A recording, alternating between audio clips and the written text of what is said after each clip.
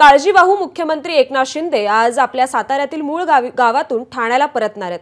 दुपारी 2 वाजता हेलिकॉप्टरने शिंदे दरेगावातून ठाण्याकडे रवाना होतील। काल विश्रांती घेतल्यानंतर शिंदे आज दुपारी 2:45 वाजता ठाण्याला परतणार आहेत। या संदर्भात अधिकचे अपडेट्स देत आहेत आपले प्रतिनिधी मिकी घई। मिकी, आपल्या मूळ गावच्या दौऱ्यानंतर आज एकनाथ शिंदे ठाण्याला परततायत, अधिकची काय माहिती आहे? अगदी जर आपण बघितलं तर काळजीवाहू मुख्यमंत्री आज सलग तिसऱ्या दिवशी देखील सातारा जिल्ह्यातील त्यांच्या दरे जे मूळ गाव आहे त्या ठिकाणी मुक्कामी आहेत।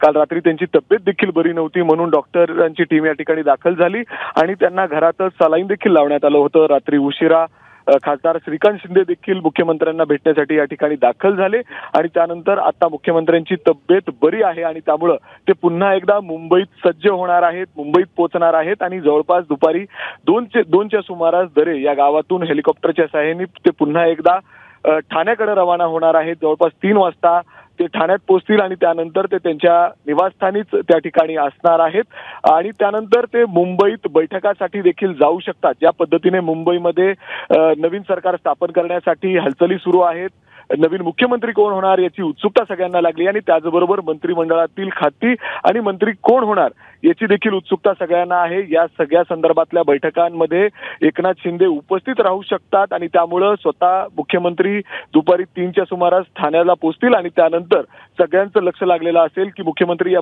बैठकांमध्ये उपस्थित राहतात का आणि किती खाते कुणाला मिळणार आहेत, कुठली मंत्रिपदं कुणाला दिली जाणार आहेत याबाबत देखील चर्चेसाठी मुख्यमंत्री स्वतः उपस्थित राहू शकतात। मात्र आता तरी मुख्यमंत्री जवळपास 2च्या सुमारास दरे गावातून हेलिकॉप्टरच्या सहाय्याने निघणार आहेत। पूर्ण यंत्रणा असेल, प्रशासन या ठिकाणी सज्ज पाहायला मिळतंय। नक्कीच मिकी, आता सत्ता स्थापनेसंदर्भात महायुतीकडून कुठली पावलं उचलली जातात हे पाहणं महत्त्वाचं ठरणार आहे। धन्यवाद आपण दिलेल्या सविस्तर माहितीसाठी। एबीपी माझा, उघडा डोळे बघा नीट।